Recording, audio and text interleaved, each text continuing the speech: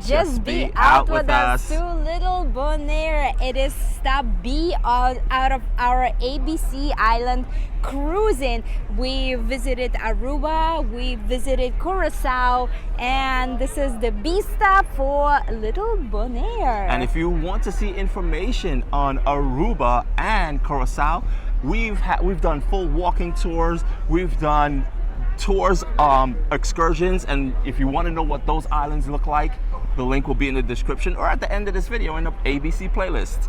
We docked at 6 a.m. this morning. Bonaire is a really short stop. We are actually sailing at 1 p.m. so all aboard is 12:30 p.m. Well, the island is really small. It is mostly attracting divers because the water is super clear, and right off the dock here you can see there are a lot of rocks on the bottom, and that's what makes the water visibility even better because there is no sand to be mixing and you can see through all the way to the bottom. When we got here, we were actually going to just walk around town because it didn't seem like there was much to do. Obviously, we're not going diving, but coming out the cruise port, obviously there is a lot of tour companies waiting to take you either to the north or the south of the island. One part is more nature, which is I think the north, and the south is more historical. So we actually decided, you know what, let's just do a tour. So we are going with Voyager Bonaire Tours, and we'll leave the link down below. The trip is costing us $25 per person. The tour will take just under 2 hours, which is perfect for our cruise ship port because we are here for only a short period of time. We got off the ship at 9 a.m. and as soon as you get off, there are plenty of vendors selling tours, and all the tours go for the same rate, $25, and they all offer you the same things. They also have an island tour, a little bit more expensive, but it does take a little more time and we don't want to risk it coming back to the ship. The reason why we picked Voyager Bonaire Tours is because they are #1 on TripAdvisor. Right on their stand, they have a big banner for TripAdvisor. They have new vans, and they guarantee you'll have fun, and they guarantee they'll get you back on time and get you on the cruise. So that's a good thing. So if you want to know about all these stops and what to look out for and what it looks like, stay tuned as we explore Bonaire. Just be out with us.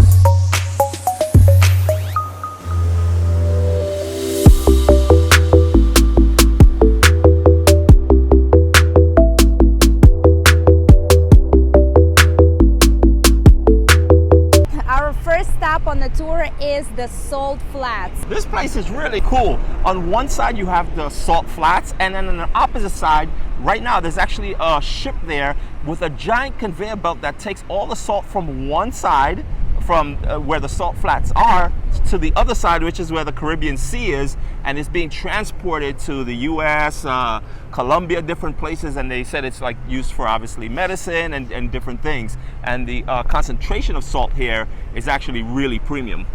And it's really cool because all they do is they divert water from the Caribbean Sea through the canals into Salt Flats. They wait 10 to 12 months for the evaporation process, and then they take the bulldozers and just scoop all the salt. You can see the salt on the ground. It looks like snow. It's actually a lot more salt.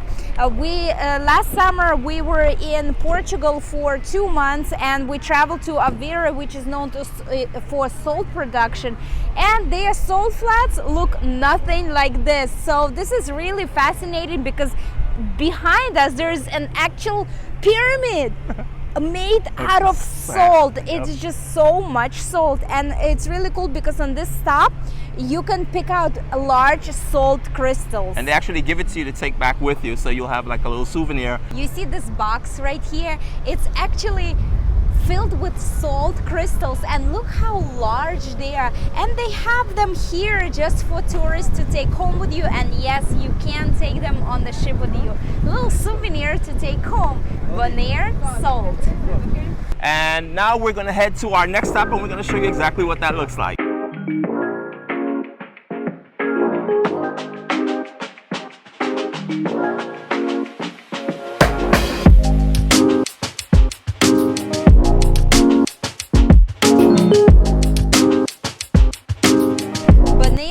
now produces 20 megaton of salt. And of course they have all the machinery, but back in the days it was not like that. It was all hand-picked, and they used slaves for 3 years. And this historical site actually represents the history of slavery, and these little houses used to house 4 to 6 slaves. After a day of work collecting salt with buckets, they would come to these little houses and just to sleep. Look how tiny the entrance is. They would just come in and sleep for the night and then go back to work. Luckily, 1853, the slavery ended here in Bonaire. Let's go in and just take a look how tiny it is inside.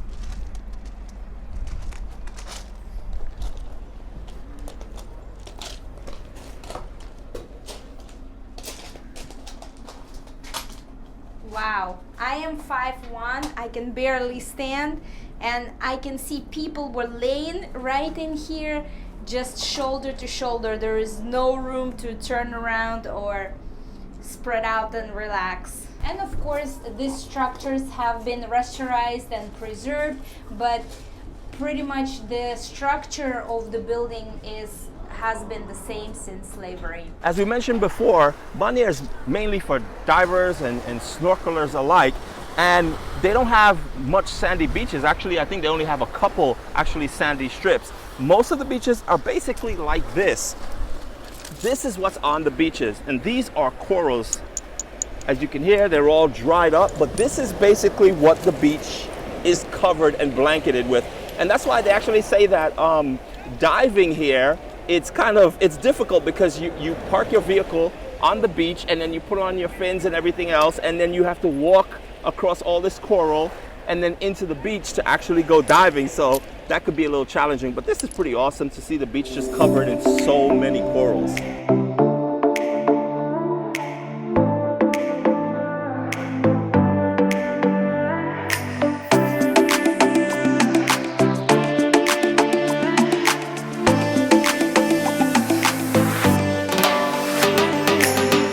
Let's talk about flamingos. Flamingos are national birds of Bonaire. They're wild here and they are all over the place. Now we are on the southern tip of Bonaire, and you see them all around in the distance. You see pink dots everywhere. They are feeding there. You cannot get too close to them because again they are wild, so they're just out and about doing their own business, eating. They're afraid of people, so they're actually keeping their distance. There are 20,000 flamingos here on the island, and the funny thing is that the population of the island is 22,000 people, so almost as much as the flamingos. Flamingos lay only 1 egg per year, and when they're born, they're first white for about a year. And do you know how they gain that beautiful pink color? By eating shrimp. They are eating shrimp all year round. By eating all kinds of shrimp, they gain that nice pink color. Another fun fact is that Bonaire Airport is called Flamingo Airport. How sweet is that? We are now at the lighthouse stop, and right behind me you can see the abandoned house. That used to be the lighthouse keeper's house, but now the lighthouse is automatic, so nobody needs to keep up with it, and the lighthouse is still operational. You can see how rough the sea is on this side. The waves are really strong, the currents are strong, the wind is strong, the waves are crushing into the seashore. And on this side there is nothing going on. There is no diving allowed, no windsurfers, because the wind is really strong here.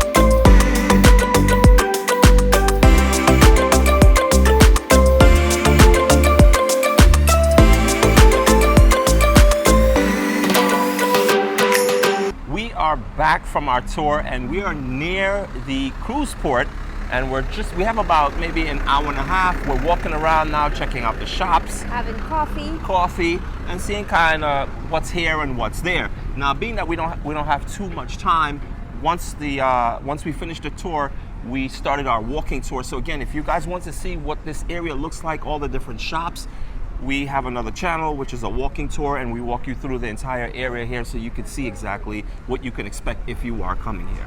World Travel Walking Tours. Subscribe to our channel. We will leave the link in the description below. The tour, in a short period of time, I think it was fantastic, but what made it fantastic was also our travel guide. Yes, Fonzie. he basically talked all the way through and gave us all the facts about and interesting things to know about the island. It was really cool, and of course he was taking questions from everyone in the vehicle, so it was really informative, and for $25 it was definitely worth it for the period of time. So definitely, if you are coming here, we do recommend their tour company, because you know, it was a really good tour for the period of time that we were on the tour. We did see a lot. And comparing this tour to the tour that we did in Aruba, the travel guide was not giving us much information. He Right. was just dropping us at each stop. And one thing you need to look out for is basically most of these tours, when you get off the cruise ship, you're going to see posters. So they have posters of all the different stops, what you're going to see, what you can expect. Now, when it comes to this island, Bonaire in particular, obviously the national bird is the flamingo, and who don't want to see flamingos, right? They are amazing. But here's the thing, on all the posters, they show you flamingos really close up. Now, the chances of you seeing flamingos as close up as they show is kind of misleading, because most of the places where we went that you should have seen flamingos, we didn't see that much, number one, and again, they are wild, so you know, it's not guaranteed, number one. But Well, number I two, think we saw a lot, but they were very far away, exactly. But in the photos, that's why I say it's misleading. In the photos, when you do purchase these tours, they're literally close. It looks like you would be right next to them. But again, flamingos are very shy birds, and they don't like people around them, so they are very far away. So just so you know, the chances of you seeing a flamingo, you probably will see them, but they will be at a distance. So if you have binoculars, or if you have a camera with a big zoom lens, you'll be able to see them much better. But they are far away. And also on the tour posters, they do show you donkeys. Donkeys, again, are wild here on Bonaire, and there are actually 1,500 wild donkeys here in Bonaire. Right. But they just roam around, and the chances you will see them, it's slim to none again. Yeah, we did not see it. Right. If you've come to Bonaire and you've seen flamingos up close, maybe, or even, you know, donkeys, without going to the sanctuary, let us know, because there is a donkey sanctuary here. But we're actually talking about in the wild. But one thing that we did see is a lot of donkey poop. So that's as close as we saw to seeing coming to encounter with a donkey.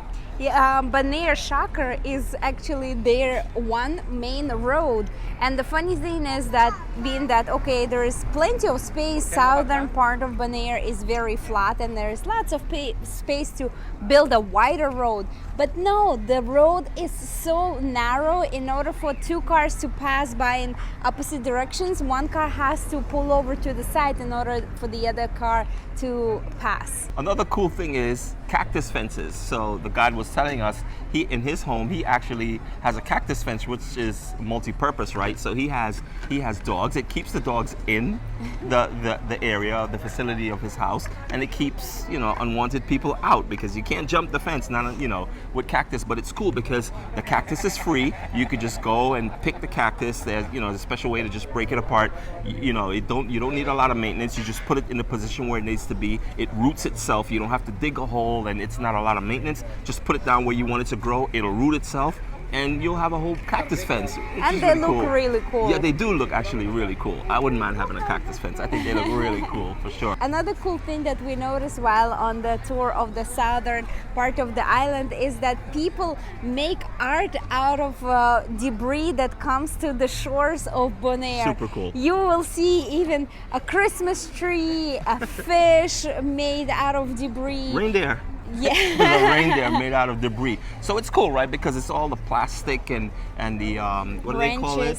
Branches, and there's a special terminology, wash wood or wood wash or something like that, whatever. Anyway, wood that's washed up on shore. They take it and it's basically garbage, but they make art and sculptures out of it, which is really cool. So at the end of the day, the question is this tour worth it? Well, the cost is low. Again, $25. I think that's fair for what you get, and is overall, I think it is worth it, and it is JBO approved. Our next stop is St. Lucia. So now this completes the ABC Islands, and of course, we've done Aruba, we've done Curacao. If you want to check those videos out, we're going to leave a playlist at the end of this video, and also the link will be in the description so you can check it out. We've done walking tours, we've done tours as well, so you can see what those places look like. And we've done pros and cons of the Norwegian Epic, the full Norwegian Epic walking through. But wait, there is more. We're doing 2 back-to-back South Caribbean cruises.